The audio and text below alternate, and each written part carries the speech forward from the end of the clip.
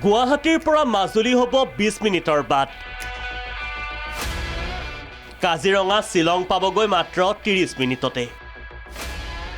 নদীৰ পৰাই আকাশমাৰ্গেৰে উৰিব বিশেষ এয়াৰক্ৰাফ্ট এয়া অসমৰ আকাশেদি লুইতৰ বুকুত অৱতৰণৰ বাবে আহিছে এখন এয়াৰক্ৰাফ্ট প্ৰথমবাৰলৈ অসমৰ নদীত অৱতৰণ কৰিলে চিপ্লেন গুৱাহাটীৰ পাণ্ডুঘাটত পৰীক্ষামূলক অৱতৰণ চিপ্লেনখনৰ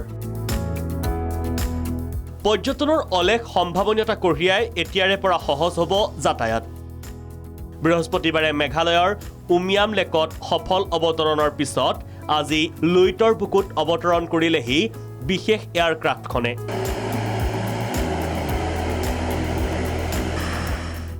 দি হেভিলেণ্ড কোম্পানীৰ সহযোগত 9 পৰা 19 নৱেম্বৰলৈ আৰম্ভ হৈছে চি প্লেনৰ যাতায়াত এয়া দেশৰ যাতায়াত আৰু পৰ্যটনৰ উন্নয়নৰ বাবে কেন্দ্ৰীয় চৰকাৰে গ্ৰহণ কৰিছে পদক্ষেপ শুকুৰবাৰে চি প্লেন অৱতৰণৰ পৰীক্ষণ প্ৰচেষ্টাৰ শুভাৰম্ভণি ঘটাই ৰাজ্যৰ পৰ্যটন মন্ত্ৰী জয়ন্ত মল্ল বৰুৱাই চি প্লেনৰ সংযোজনে নিশ্চয়কৈ আমাক আৰু 6 মাহ এবছৰ হয়তো লাগিব অপাৰেশ্যনেল কৰালৈকে গতিকে আমাৰ চেষ্টা থাকিব কিমান সোনকালে ইয়াক অপাৰেশ্যনেল পৰ্যায়লৈ আনিব পৰা যায় আজি পৰীক্ষামূলকভাৱে নামিছে আৰু আপোনালোকে জানি আনন্দিত হ'ব ভাৰতবৰ্ষত প্ৰথমবাৰৰ কাৰণে নদীত নামিছে ইয়াৰ আগতে সাগৰত নামিছে বা অন্যান্য বেকৱাটাৰত নামিছে যোগাযোগ ব্যৱস্থা আৰু পৰ্যটন ক্ষেত্ৰখনৰ এটা ডাঙৰ সংযোজন আজি এই চি প্লেন যদি আমি ভৱিষ্যতলৈ কাজিৰঙা উমৰাংচু মাজুলী ডিব্ৰুগড় ইত্যাদিলৈ চলাব পাৰোঁ অসমৰ গোটেই যাতায়াত ব্যৱস্থাটো বা পৰ্যটন ক্ষেত্ৰখন বহুখিনি একেলগে আগবাঢ়ি যাব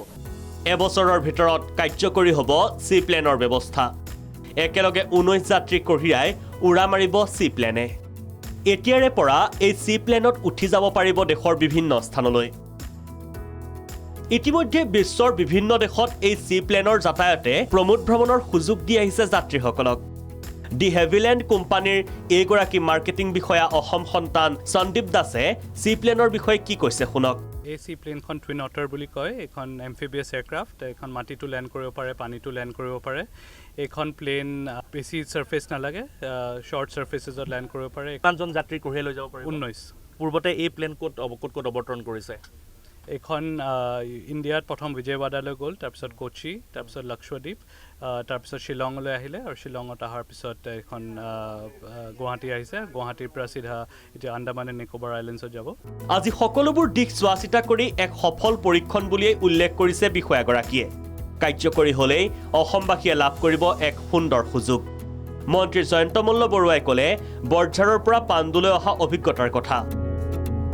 চি প্লেনত উঠি এটা এক্সিলেণ্ট যাত্ৰা উপভোগ কৰিলে মন্ত্ৰীগৰাকীয়ে চি প্লেন নামিছে গতিকে আমাৰ কাৰণে অত্যন্ত আনন্দৰ দিন পৰীক্ষামূলকভাৱে আজি চি প্লেন আমি বৰঝাৰ বিমানবন্দৰৰ পৰা পাণ্ডুঘাটলৈকে চলাই আমি নামিছোঁ মোৰ লগত আমাৰ মেয়ৰ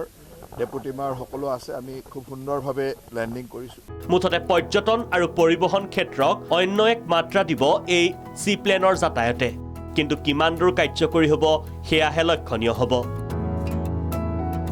ভিডিঅ' জাৰ্নেলিষ্ট বিকাশ বৰ্মনৰ সহযোগত দেৱজিৎ নন্দনৰ ৰিপৰ্ট প্ৰাগ নিউজ